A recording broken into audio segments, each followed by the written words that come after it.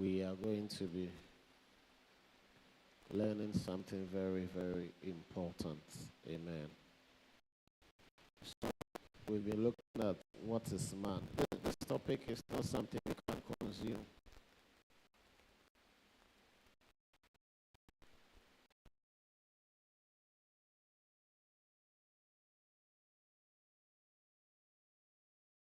Just some few.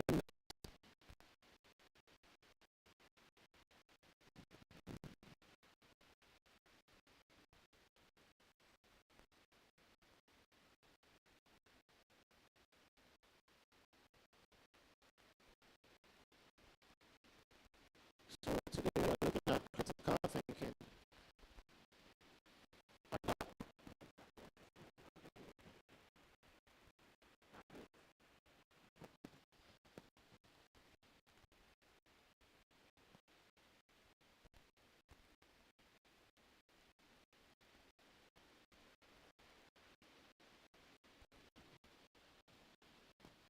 We are looking at critical thinking and spirituality. Amen. That's powerful.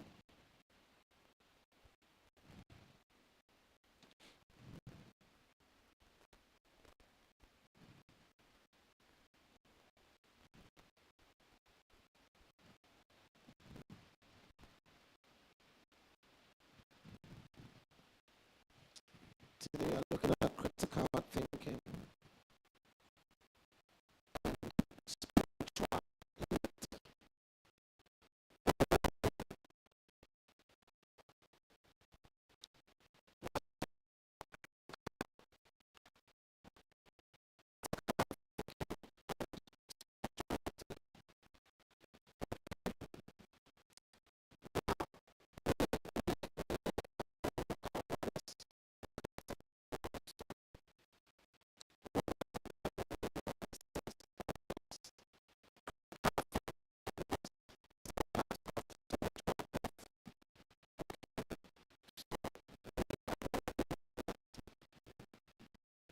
All these things vis-a-vis spirituality, because most people think once you are spiritual, you don't necessarily need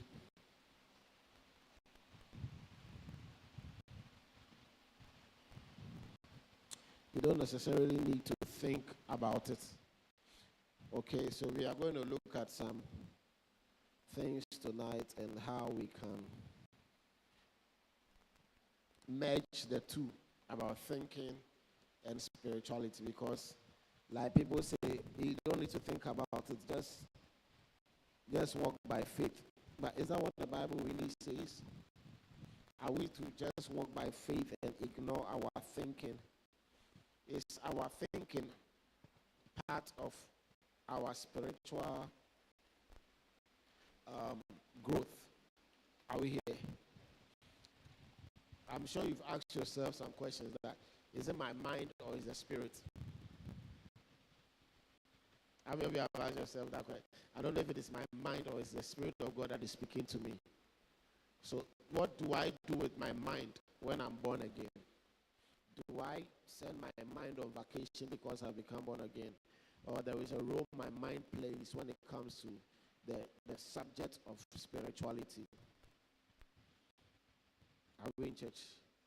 So how do I merge the two?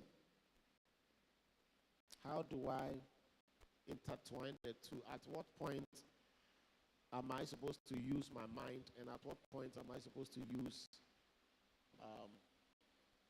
the spiritual capacity that I have? So we are going to look at all these in context. And first of all, we will define what critical thinking is. I think that's where we'll start from. Then from there we would do other steps. Amen. So this evening we are looking at critical thinking and spirituality.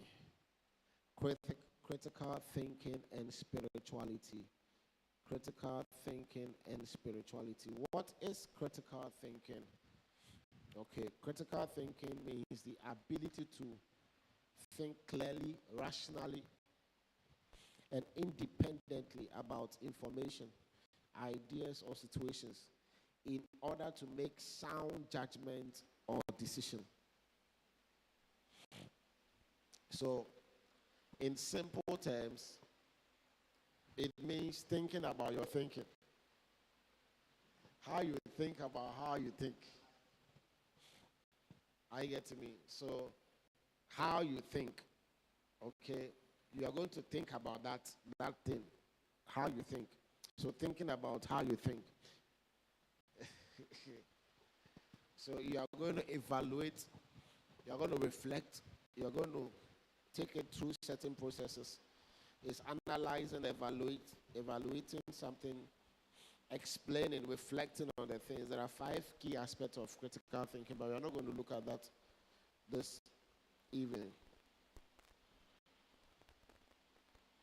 So let me give you an example. ChatGTP, this is from ChatGTP.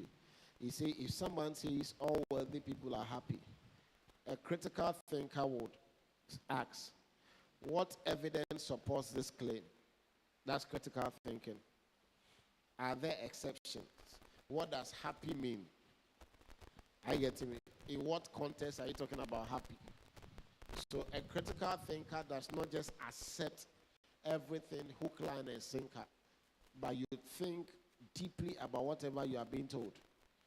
So if I say that Jesus is the way, a critical thinker would analyze the situation, reflect on it, come out with questions, inference, explain, and then come out with the conclusion. Are we in church? So that is what critical thinking is. So you have to understand that when it comes to spirituality and Christianity or your service to God, am I supposed to be a critical thinker?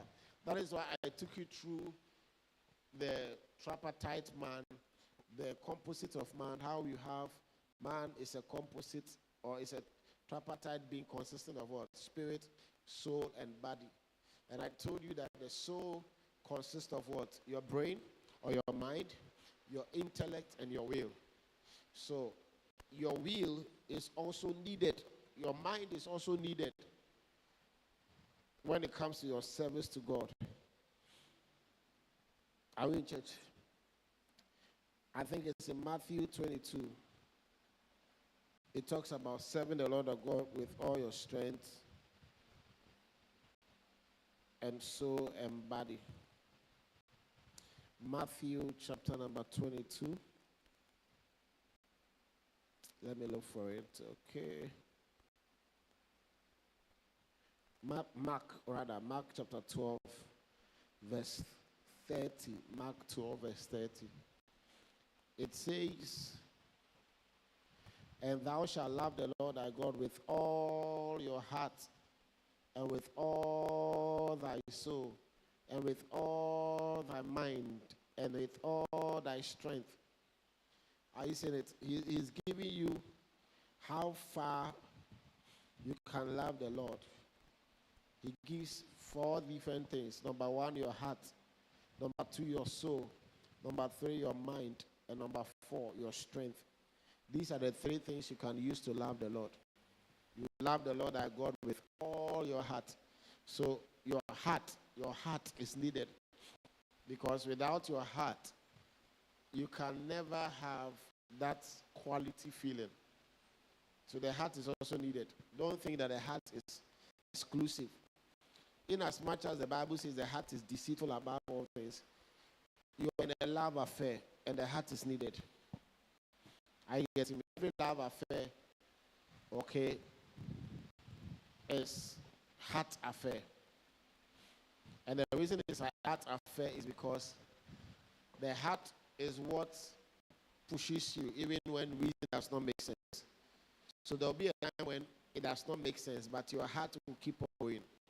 That's the whole essence of a love relationship. And all thy soul is your emotions. I hear your emotions, they are very much needed. Your emotions, your feelings, Sometimes you are loving God with your feelings. I get to me. The Bible says we have a high priest who can be touched with the feelings of our infirmity. We'll get there. And then the Bible talks about using your senses. So your feelings, God will speak to you using your feelings. Then with all thy mind, this is where critical thinking comes in. So every faculty of your mind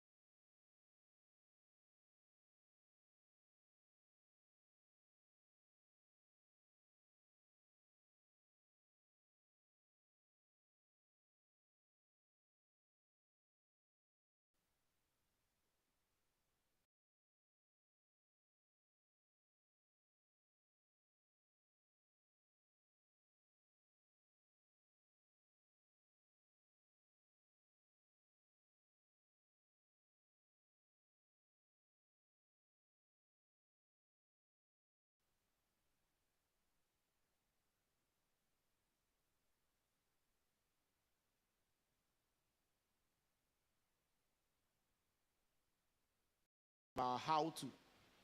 Just imagine Jacob going to Laban's house and he running away. He needed to use his mind.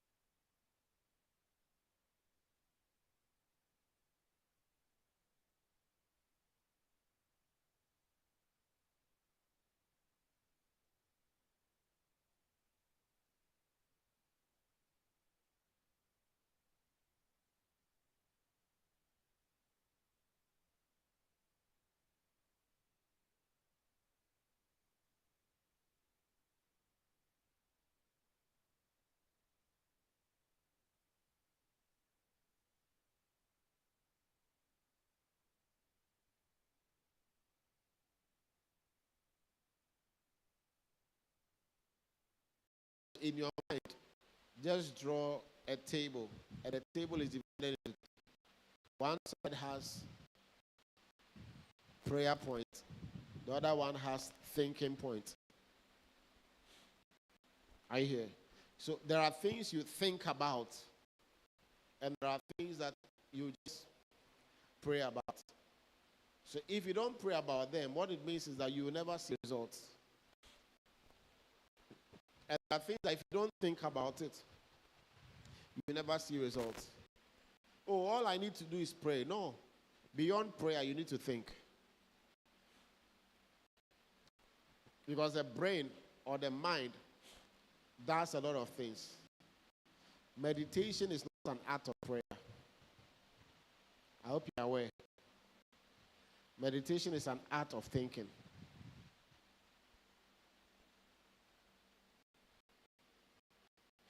Can they hear me?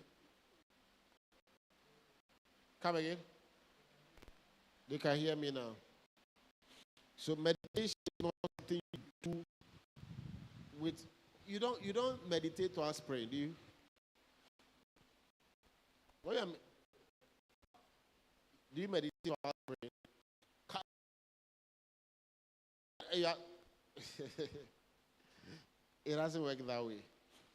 Okay, so spirituality goes hand in hand with critical thinking. If you don't learn how to think, you can never grow. In fact, it's so serious that the first thing God does after you're born again is to work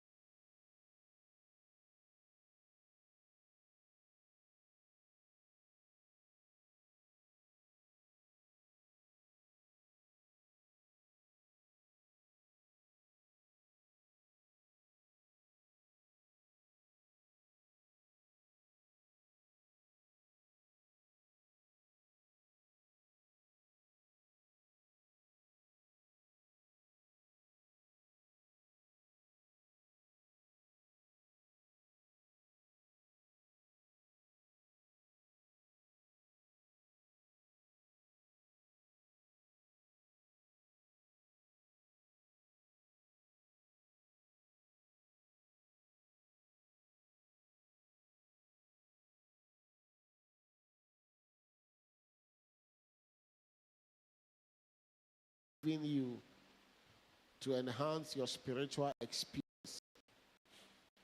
They are still complaining about the sound. It's on and off. Wow, that is why you have to be here. And be not conformed to this world, but be what? Be what? By the what? Renewing of what? Of where? Of your mind. What does it mean for something to be renewed? It means that it is enhanced. It is refurbished. Are you getting me? It is resetted. They are resetted. Are you getting me? Renewed. It didn't say replace.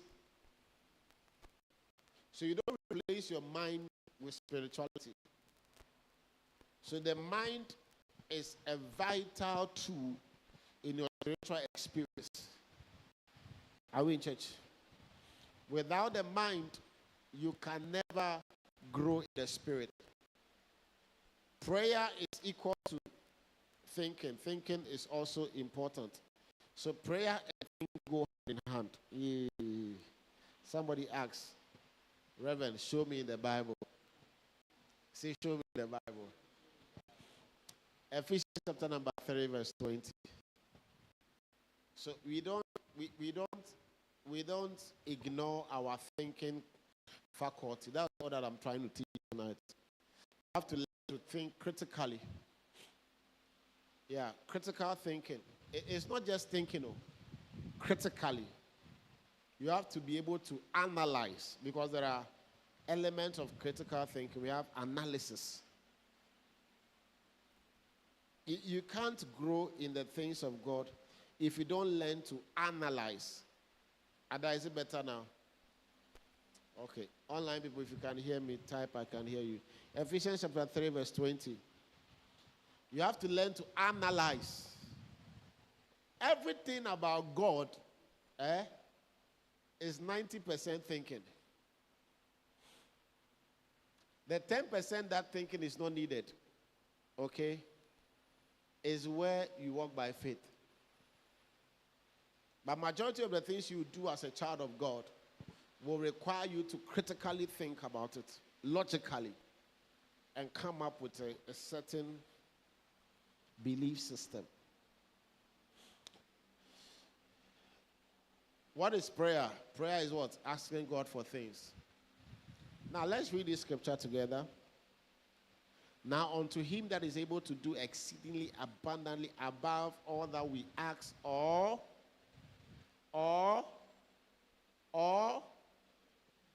we ask or what?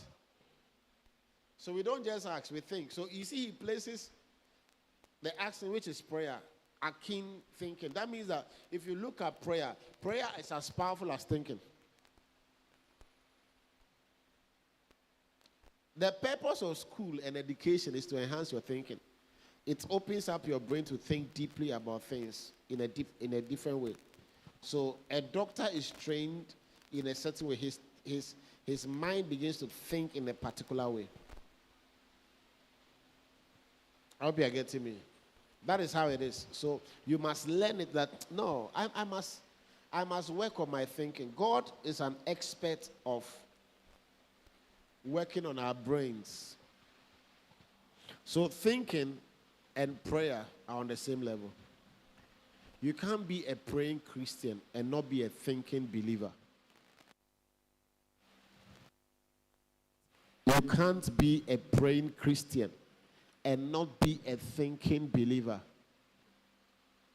Everything must go through the faculty of thinking. It must go through that brain. You need it very much. You need to learn how to think on spiritual matters. Yes, it doesn't make sense sometimes, but at the end, it will make sense. That is how spirituality is. You cannot calculate the doings of God. God is not a logical being, but then his ways, at the end of it, all make sense. Are you in church? It may not make sense now, but it will make sense tomorrow. Everything about God that we claim as Christians is thinking. It's thinking. What is the number one way to know God? Tell me.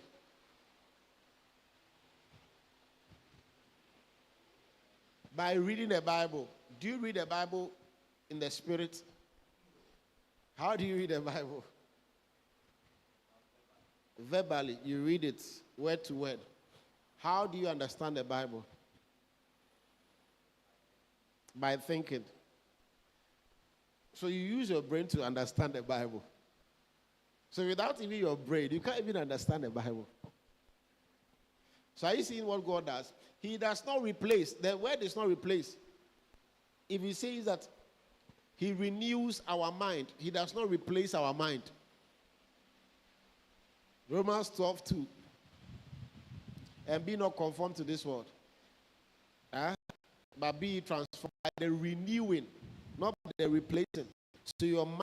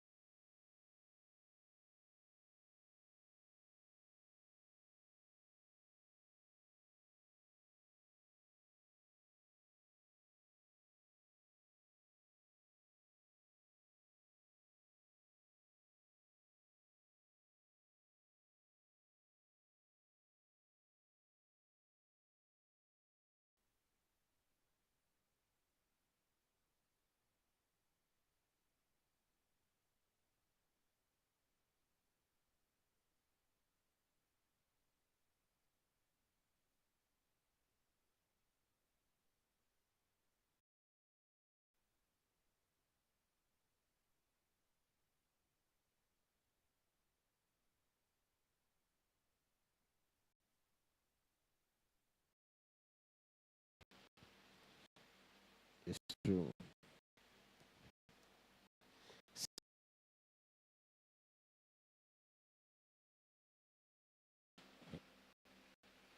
For though we walk in the flesh, we do not walk.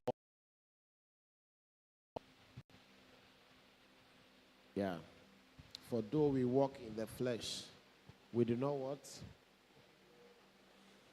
Then it goes on to say in verse 4. For the weapons of our warfare are not carnal, but they are mighty through God. To the what? Pulling down. All that one is in bracket. Can you give us 2 Corinthians chapter 10, verse 3 and 4? Then you come to verse 4. Now, verse 4, he is telling you what we are fighting against. Look at verse 4. Verse 5, rather. 2 Corinthians chapter 10, verse 5. This is what it says. It's a very interesting teaching. It's back. Wow. Now, look at this. Everything in this verse so far is about thinking. It's about your brain. Yeah. The purpose of the weapons of God is to deal with your mind. Yeah, that is all. He says what? Let's all read together. Casting down.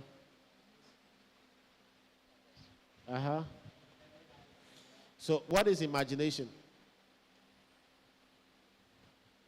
Projections of the mind, isn't it?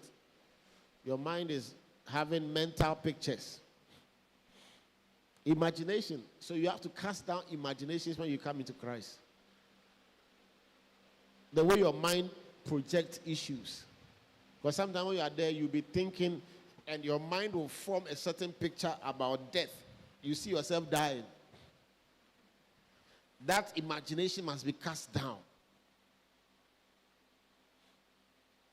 So you cannot advance spiritually if you don't have the right mind, because the right mind will produce the right attitude. The right mind will produce the right prayers. What is focus? Focus is when your mind is shifted to another angle. That's all. So if I want to really fight William, all I have to do is make him start thinking in a particular way. That's what the devil does. He shifts your mind to something that is not even real and creates fear in you.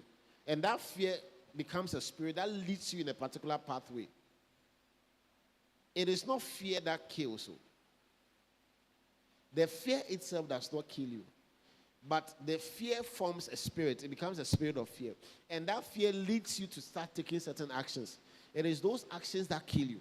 So when you don't develop the right mind, what happens is that you start thinking of, even talk about forgiveness. It's just a state of the mind. God has forgiven me. Whatever I have done, God has forgiven me. I am forgiven. I am chosen. I am blessed. I am redeemed. These things, it affects your thinking. Are we in church? Casting down what? Imaginations. So imaginations must be dealt with. And every high thing that exalted itself against the knowledge. What is knowledge? Where is knowledge stored? Your brain. So there are things that have been stored in your brain that have exalted themselves against God's knowledge. So this is how it works.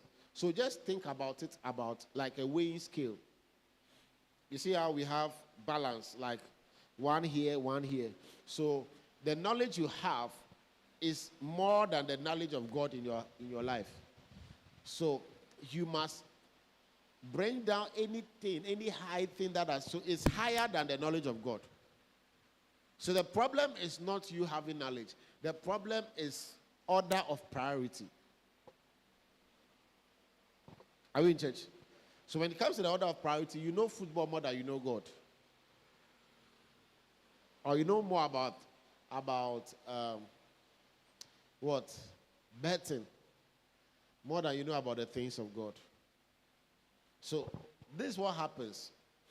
When you become knowledgeable in the things of God, and that knowledge begins to increase, automatically, that knowledge begins to guide you above every other thing.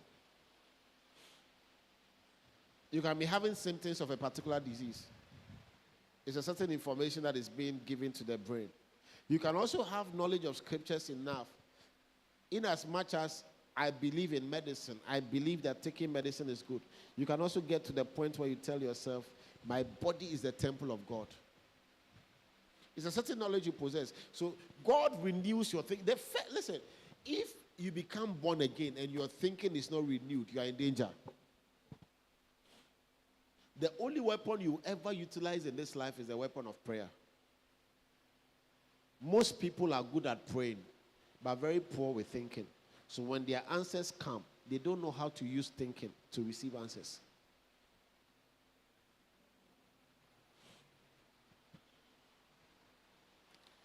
Are we in church or we've gone home? And bringing into captivity. Are you seeing everything that is being mentioned here is what?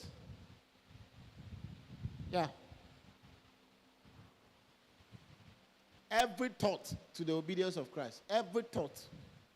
So everything about thinking, thought, thinking, thought, thinking, thought. When you become born again, give me Philippians chapter 4 verse 8.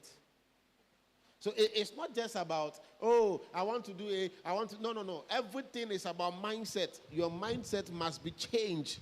Mindset must be changed.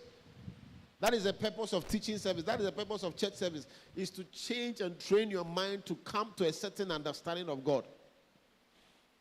Are we in church?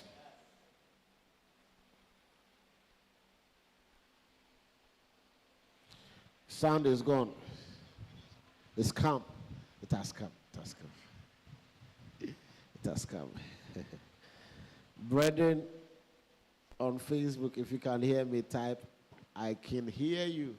Finally, brethren, whatsoever things are true, whatsoever things are honest, whatsoever things are just, whatsoever things are pure, whatsoever things are lovely, whatsoever things are of a good report, if there be any virtue, and if there be any praise, what should you do? What should you do? Think.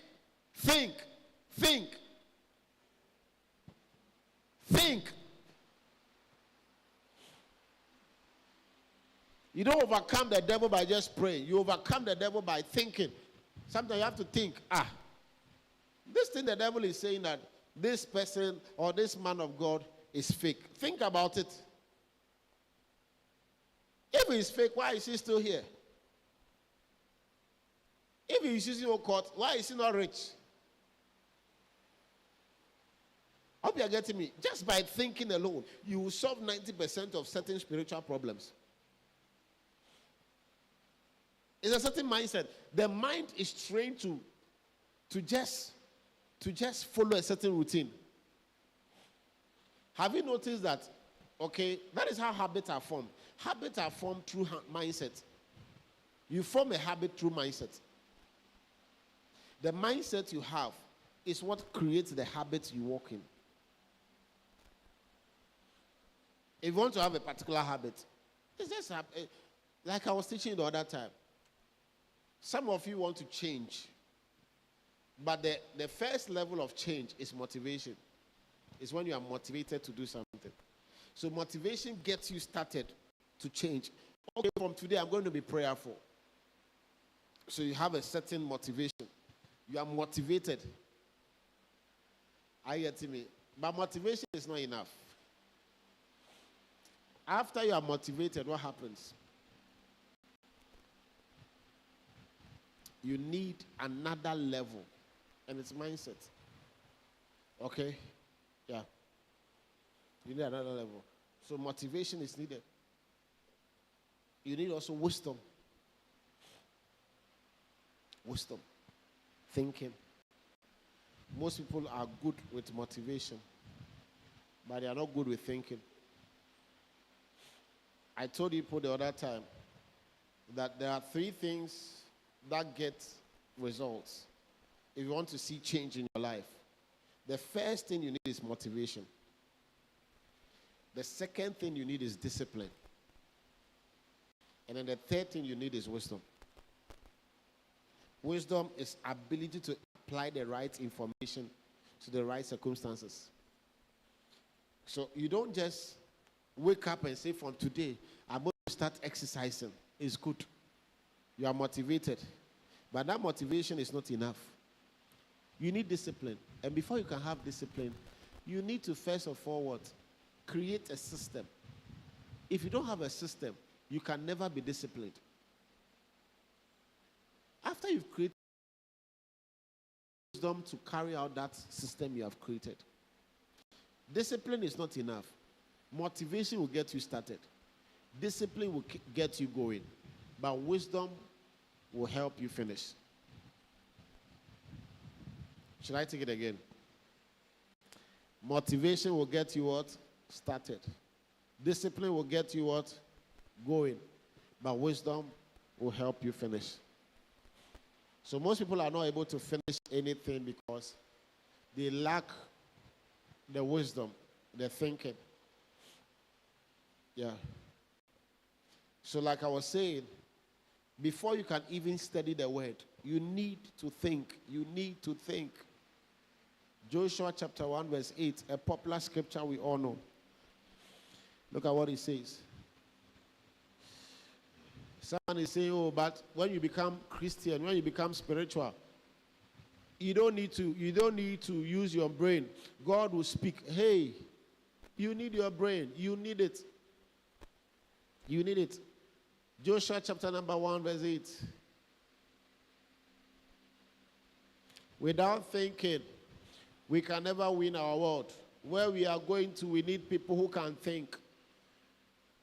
Joshua chapter 1 verse 8. 1, 2, go. This book of the law shall not depart out of.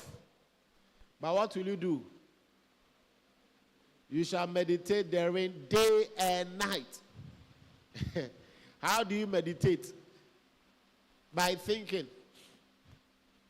By thinking. By thinking. So your thinking is, listen, meditate. When you are meditating on something, it means that you are critically analyzing the thing. So you think deeply about what you are. That's what it means to meditate.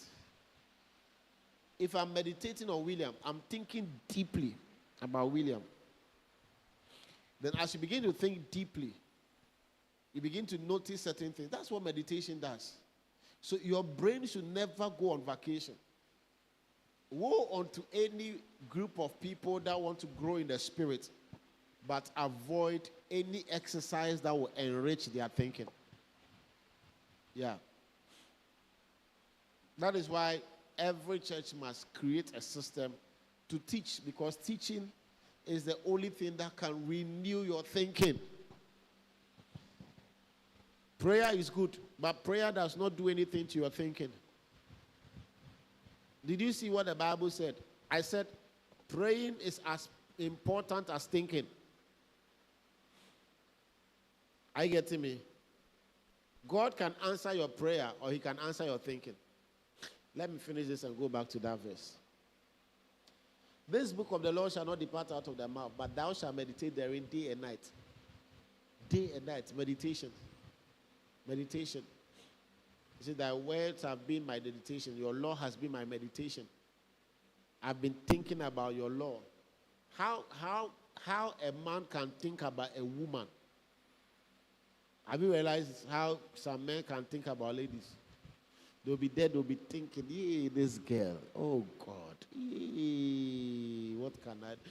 You'll be thinking now before you realize you've taken a decision. And that has happened to you before?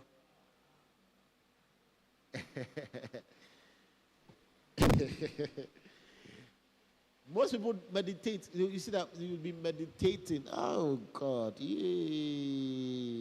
Look at this. Meditation is powerful. Your brain, before you realize you are thinking of what to do to make the person happy. You see where your brain can go? So if I give you the wrong ideas, what I'm doing is I'm giving you the wrong direction. Direction happens when you have the right thinking. So you can go in the wrong direction because you have the wrong thinking. Because mindset creates attitude. And attitude creates habit. And habit creates destiny.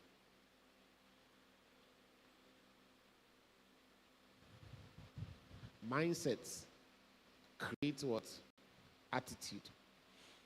And attitude creates habits. And habit creates destiny. A habit is something you do consistently over time. Let me give you an example. Have you ever entered a home where everywhere is spark and clean? Are you hearing me? As the family grows, of course, when they are children, don't expect the house to be clean.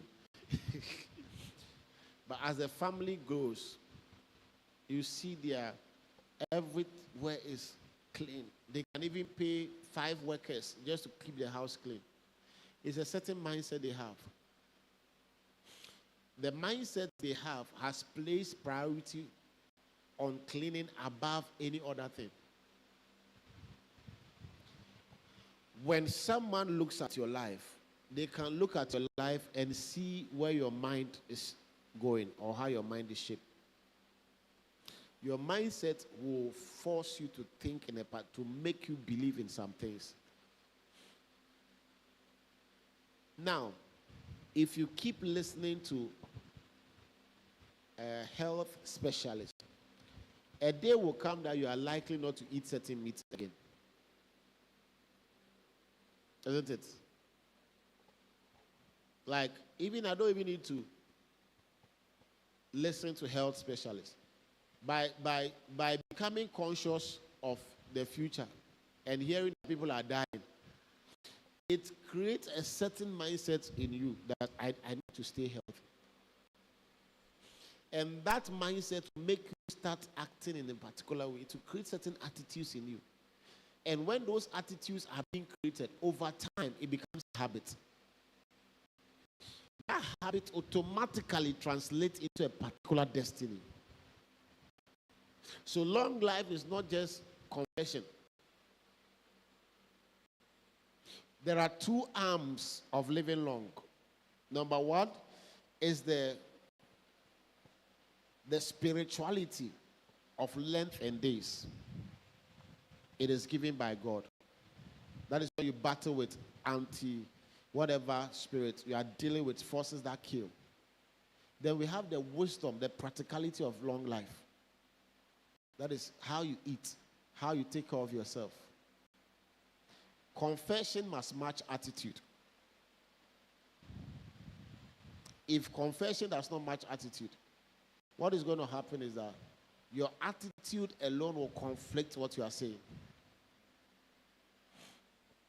So you can't believe God to live long and you are eating certain foods at 1 a.m., drinking Coca-Cola at 2 a.m. On top of that, you fry eggs. There are some of you wake up in the middle of the night by mistake that you've eaten. You eat by mistake. You can't be doing that. So when you have a certain mindset of a clean life, that mindset will automatically cause you to be clean in whatever you do. Are we in church? I think I have to close now. You all look too far away. So spiritually, we will continue this message next week. But spirituality is only 50% when your mind is not engaged. Spirituality is only 50% when the mind is not engaged. All the people God called in the Bible, they use their mind.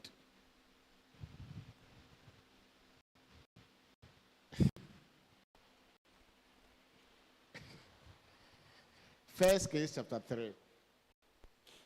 God called Solomon. So I'm giving you wisdom. He has an encounter with God. Serious encounter with God. Yeah, we will get there. Lack of thinking will make you not ask the right questions. You will not even ask questions. Any man of God that can prophesy to you but get angry when you ask questions about the prophecy is either false or has not developed his spirituality. Because asking questions is a form of growth. Without questions, you cannot grow your thinking. Meditation is asking certain questions. Meditation is asking questions. Who is this passage for?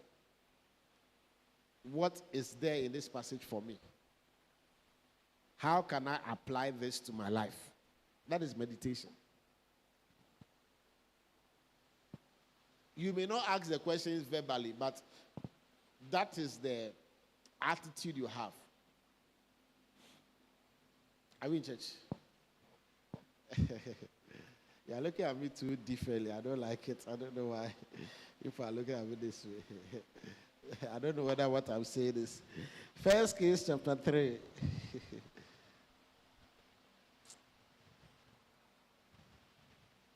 I'll close very soon, don't worry.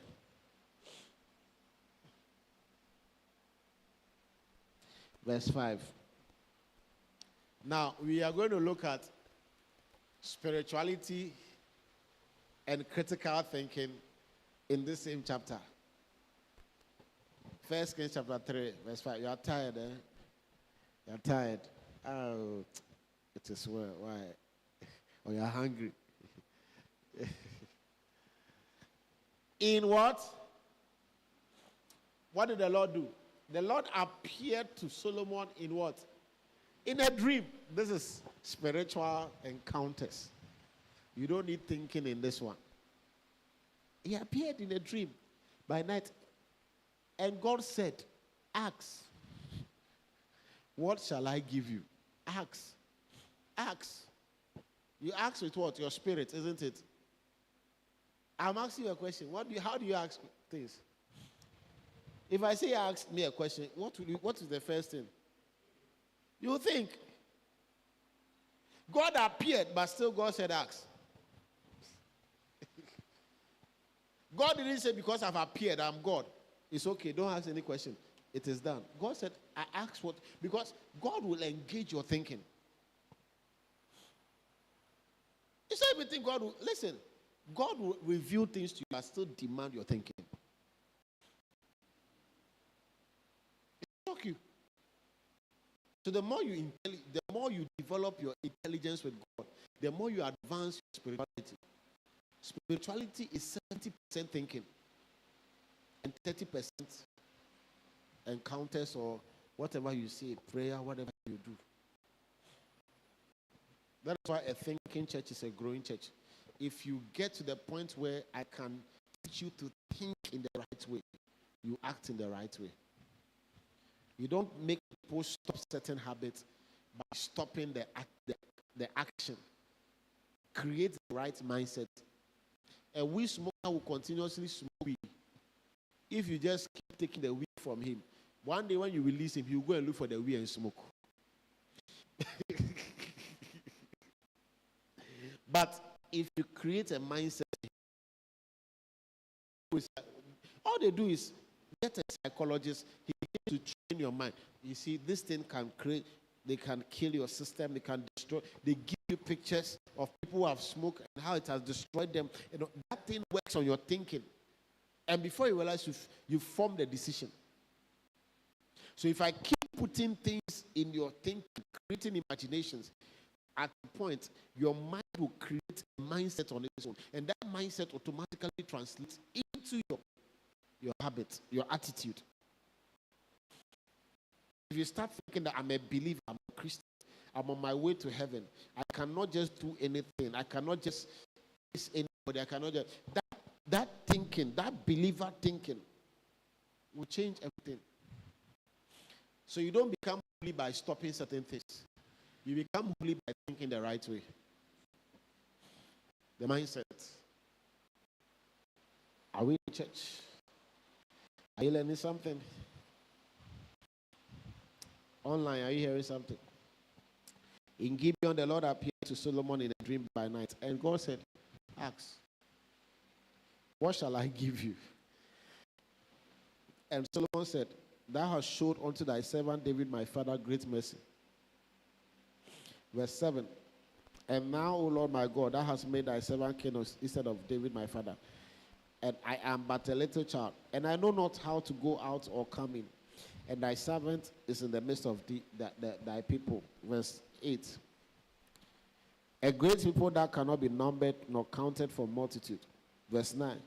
Give therefore thy servant an understanding heart to judge thy people, that I may discern between good and bad. Yeah. And God was pleased with this picture. He said, God, just give me something, understanding. Someone whose mind is not working will never understand. May you not marry someone whose brain is not working properly.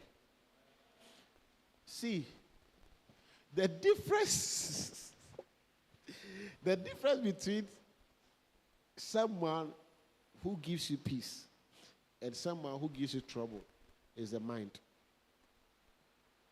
A man who is married to you but feels that you are his slave,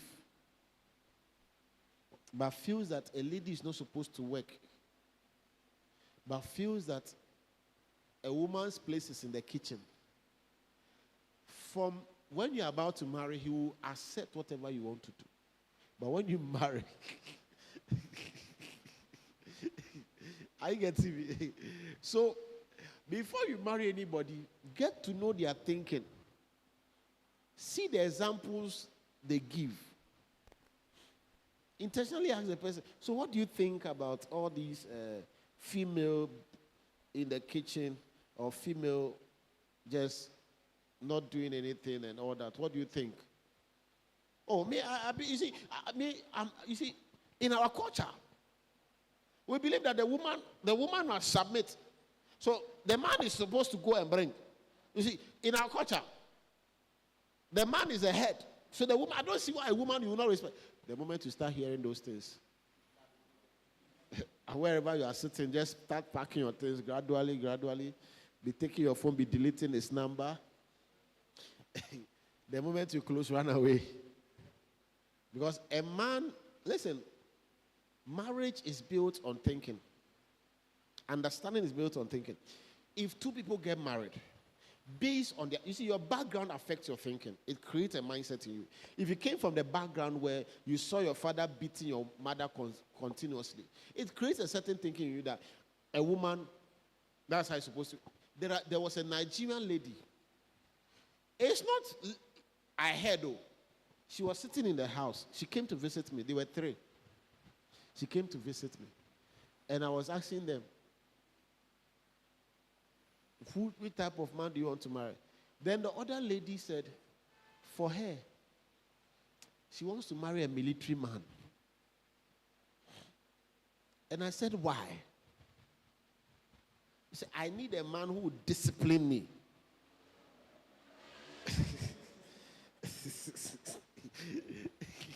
You didn't discipline yourself before coming to marry.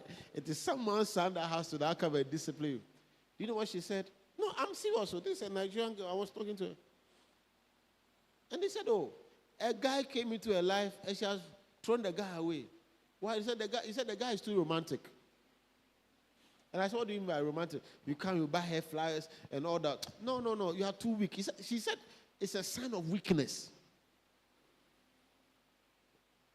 But they said, oh, this is last 2 years assembly America.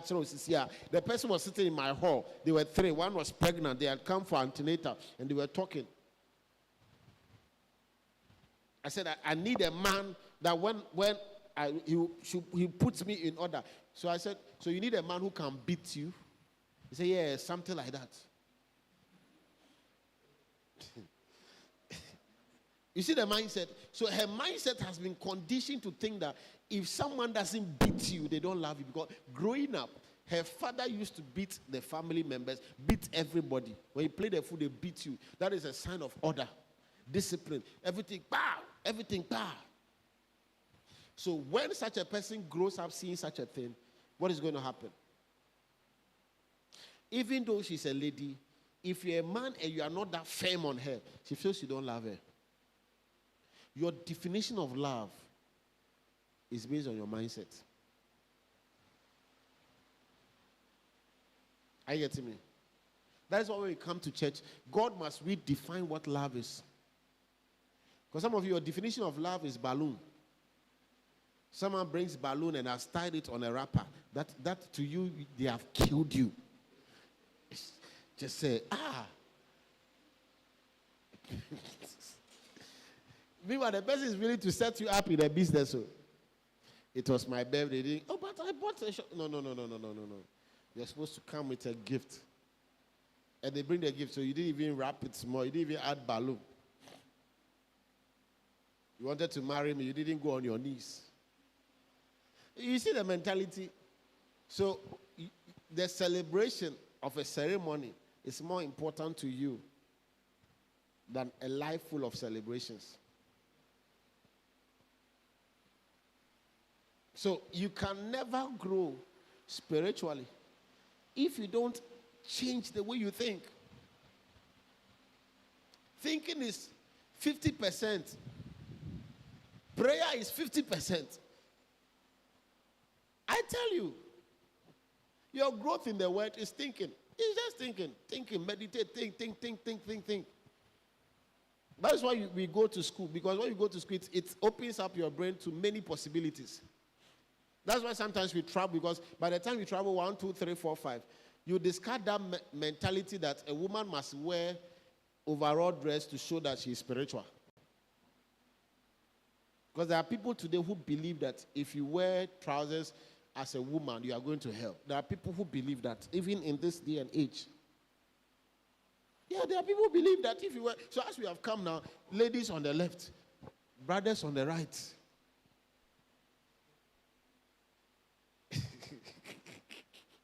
They will leave the church and go and fornicate. Because you've created a mindset that it is only in church that you are to be holy. You don't create a mindset that you are the temple of God. And wherever you go, God is with you and God is in you. When you create the right mindset, you have the right attitude. And when you have the right attitude, you have the right path of life. Take me back. So you see what, look at what, he said, give thy servant an understanding heart to judge thy people. So judgment is just thinking. People are talking. They're okay. That's what Solomon asked for. He didn't ask for God to give him power. He didn't ask for power. He didn't say, God, kill all my enemies. For him to even ask for understanding, God, look at the response that God said. Verse 10. Look at what God says. Are we in church or we gone home? I'll close soon.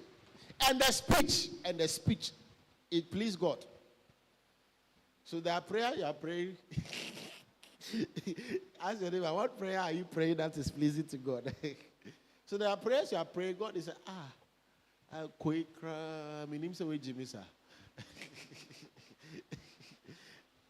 there are prayers you are praying, God is just looking at you, what is wrong with this, my daughter? Instead of praying kingdom prayers and everything, look at what they are praying about. And God said unto him, because thou hast not asked this thing, and hast not asked for thyself long life.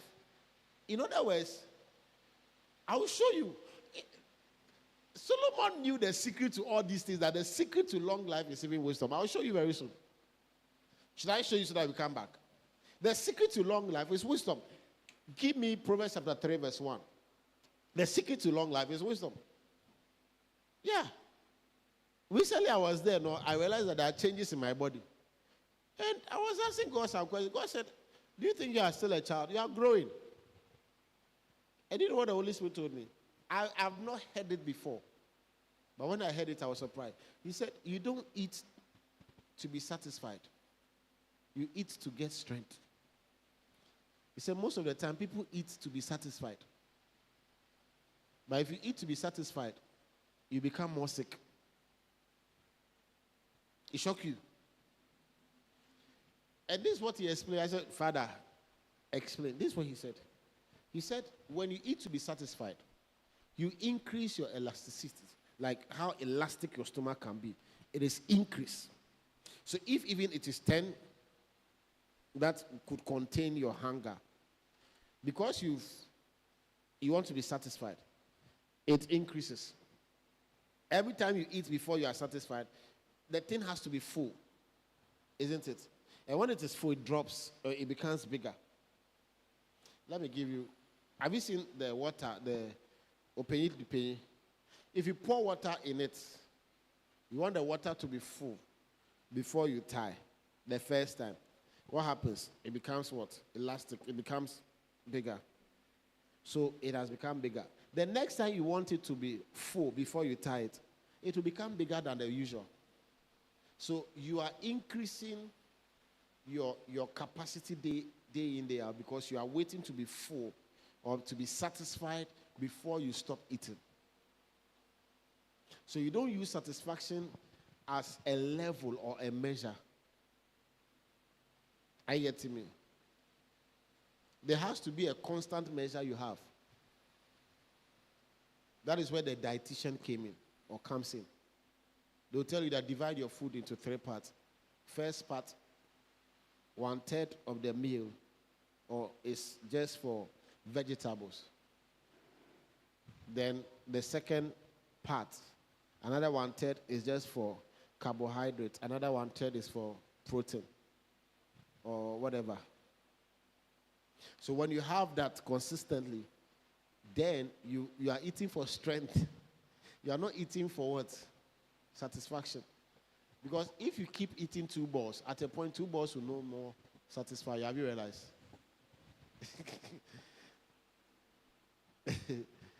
At a point it will not satisfy you because your stomach has become used to 2 balls. So the body is used to new things. So it wants something new than the usual. So if you are waiting to be satisfied, forget it. So if it is 5 spoons of rice you are going to be eating, you eat that 5 spoons of rice over a long period of time. You don't get what I'm saying? Say wisdom from above. So some of us, we eat to be satisfied. Till our stomach is paining us, we don't stop. Now, they are eating for the next day. The elasticity of the stretch factor of every human being is dependent on the last encounter. So, how well you can stretch is based on how well you stretched yesterday. So, if you stretch to this point yesterday, when you come today, this is the level you are in. This level has become used to that stretch factor. So what happens is that when you eat, before you can feel that you are satisfied, because there has to be a stretch before you feel it. Before you can feel satisfied, then it means that it has to stretch further before you can feel it. It's just like taking alcohol. I've never taken alcohol before, but let's say if I do 3 days fast and I take coffee, I can stay away for 2 days non-stop. The coffee is very strong to me. But if I take coffee continuously for 3 days, at a point when I sleep. So it means that I need a higher dosage of coffee before I can now, whatever. That is how it happens. So before, the body is such that if you keep consuming something, at a point you need a higher dosage of that thing before you can see the effect or feel it. So you don't need to feel it before you know that you are okay. Just know that this and this, when I put in my body, this is the reaction. So this is the amount I'm going to put in my body every day, irrespective of whether I feel it or I don't feel it. That's it. Yours is not, you see, yours is not to feel that you are satisfied before you stop eating. Yours is to know that my body only needs 2% of this, or two balls of this, or 1 ball of this, and the body is fine. The right information will keep the body right. That's why we call it slice of bread.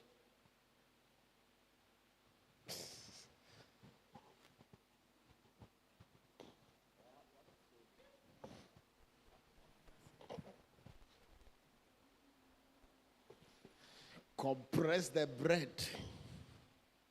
Squeeze the bread so that you break it. Put it in the middle. 1, 2, 3, 4, 5. Let it soak. Stir. Meanwhile, you need just a slice. This same person has eaten banku, or you woke up, you ate kenke in the morning. You ate fufu in the evening. In the afternoon, around 2. Then in the evening, you say, I don't want to eat anything heavy. Something light. And then something light is bread. Full loaf of bread that can survive you for 5 days. You alone, you compress it and you eat the 5 loaf of bread. Yeah? Food. Food. Food. Food. Let me close. My son, forget not my law, but let thy heart keep my commandments. For length of days and long life, what shall they do?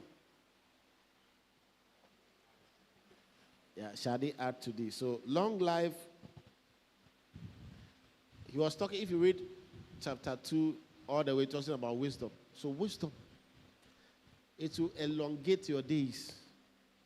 Give me Ecclesiastes chapter 7 verse 17. 2 reasons why people die. Lack of wisdom. Sometimes you will die early because you are not wicked enough. You have to be wicked small. Be wicked. Look at your neighbors. You are too nice. Be wicked small. Be wicked small. Ecclesiastes chapter number 7 verse 17. So we are looking at critical thinking and spirituality. I'm bringing the subject to this particular service to an end. Next week we shall continue. Be not overmuch wicked, neither be thou foolish. What's the opposite of foolish? Wise. Why shouldest thou die before your time? So you die because you are wise. You are not paying attention to your body. The days of eating 3 times a day must come to an end.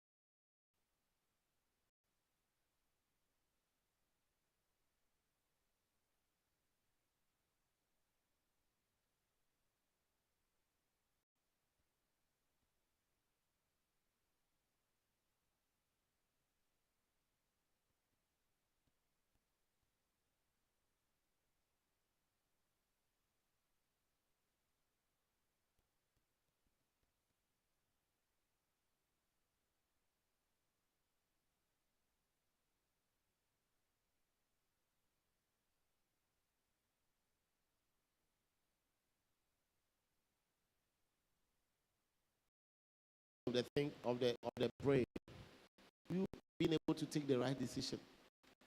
Just think, just think, just think. Even when God says, think about what God is saying.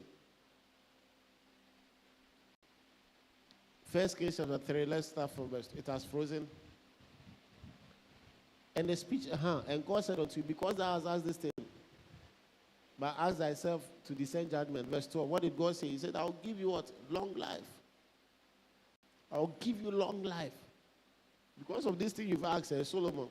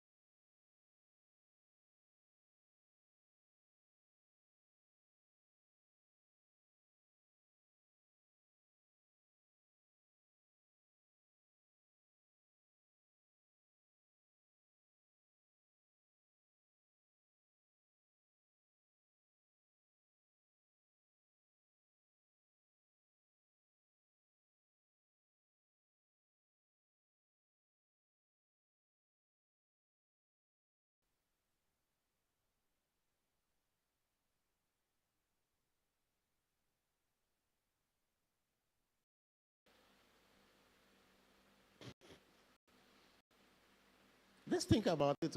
All these things are thinking. Don't be fooled by money.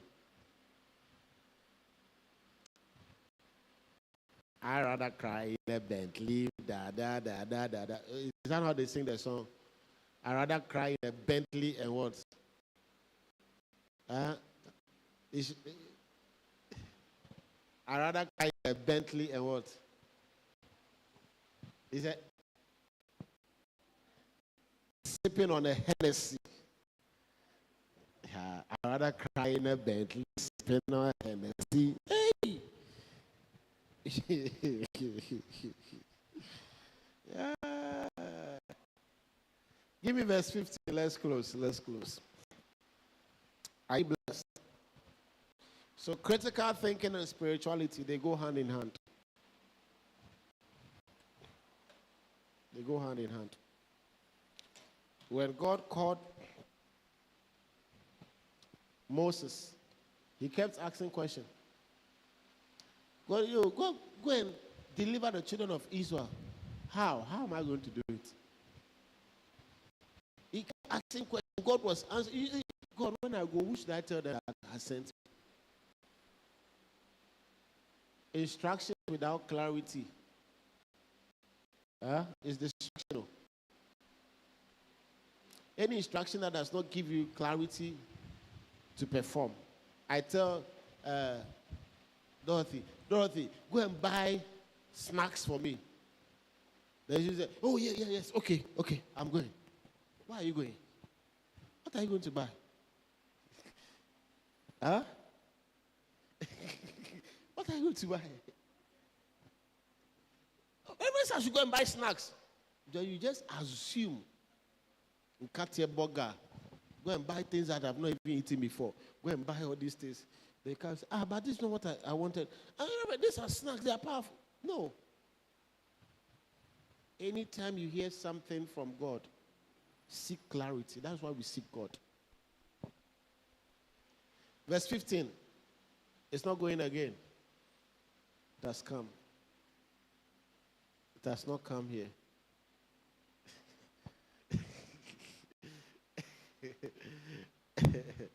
Verse 15. And Solomon awake, and behold, it was a dream, and he came to Jerusalem, and stood before the ark of the covenant of the Lord, and offered up burnt offerings and offered peace offerings, and made a feast to all his servants. Verse 16. We are going to read what happened with the wisdom. You just have to think. God didn't tell him anything. There are things that God will never tell you what to do. You have to think. God will bring a man to you, but he will never tell you that this is the man you have to marry. You have to think. And it is your thinking that will save you. Then came there 2 women that were harlots unto the king and stood before him. Verse 17. And one said, look at what is going to happen.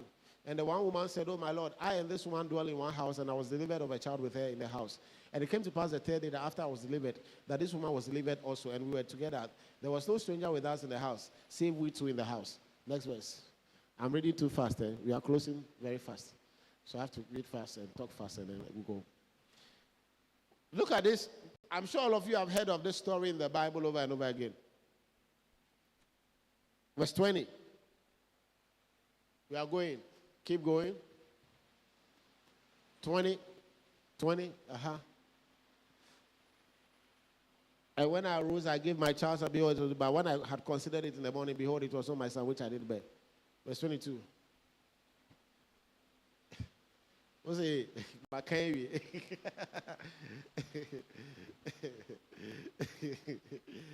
22.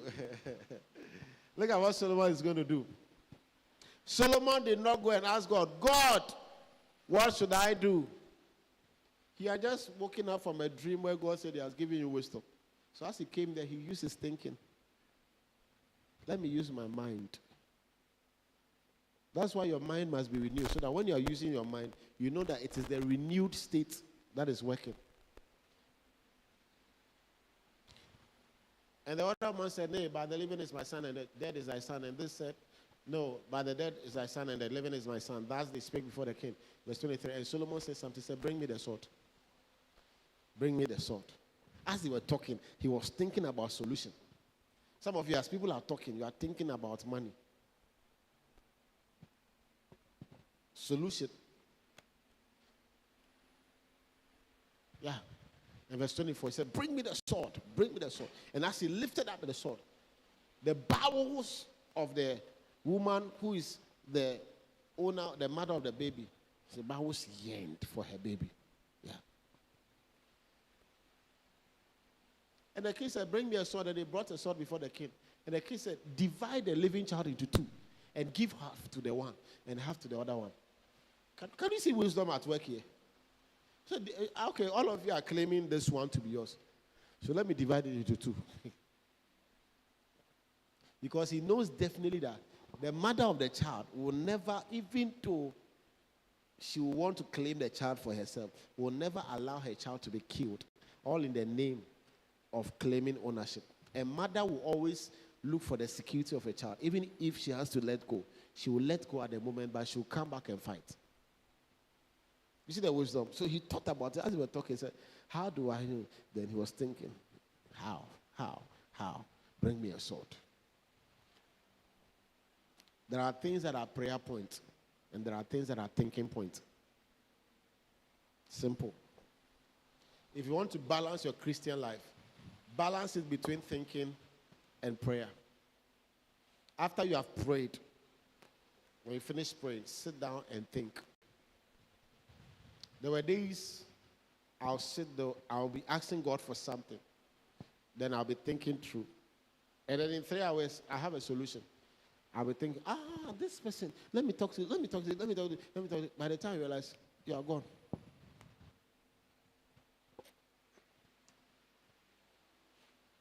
Verse 26, look at what happens. We close with this verse. This verse, 26.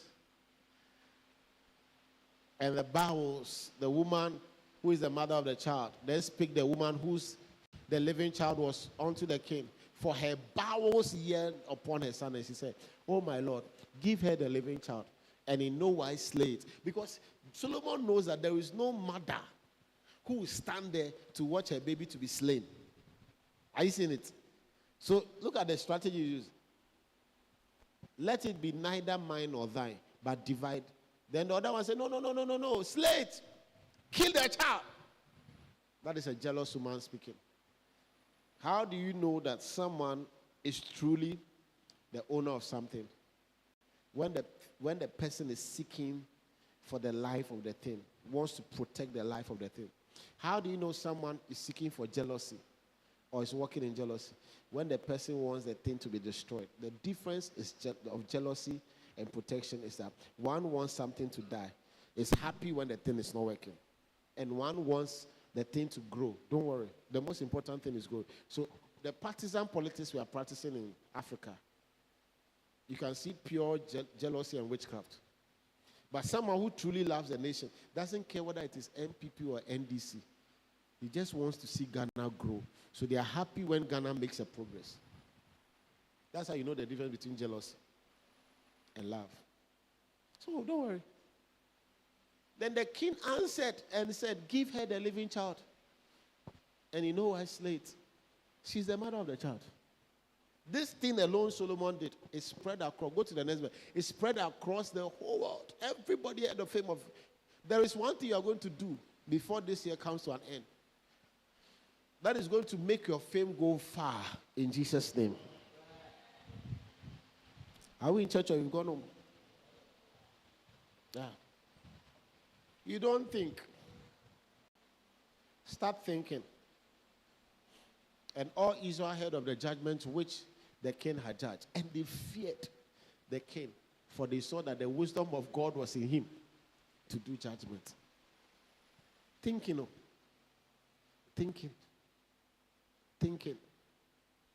You wake up in the morning, the first thing you do after thanking God and praying, think about the day. Today is what day? Okay, what can I do? What should be done? Yeah, as I'm here, my day is programmed all the way to Sunday, to next week. Every hour of the day, I have it in my mind what I'll do. I know what time my phone will be off. Next week Thursday, next week Friday. Because you cannot grow spiritually if you don't think.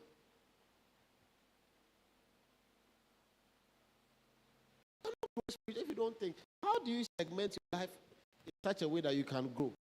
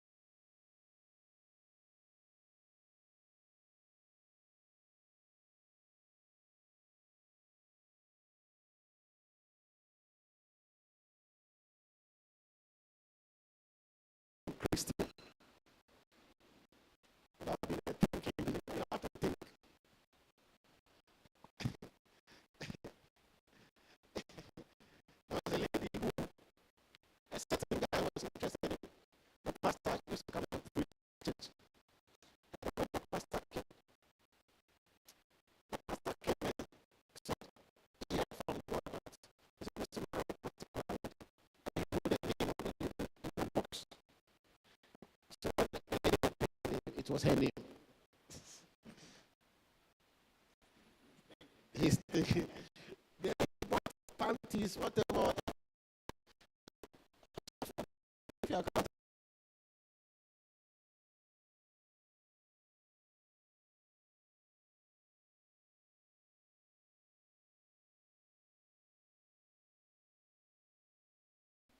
So when she didn't accept the man's proposal after some time, this man came one day in the absence of the lady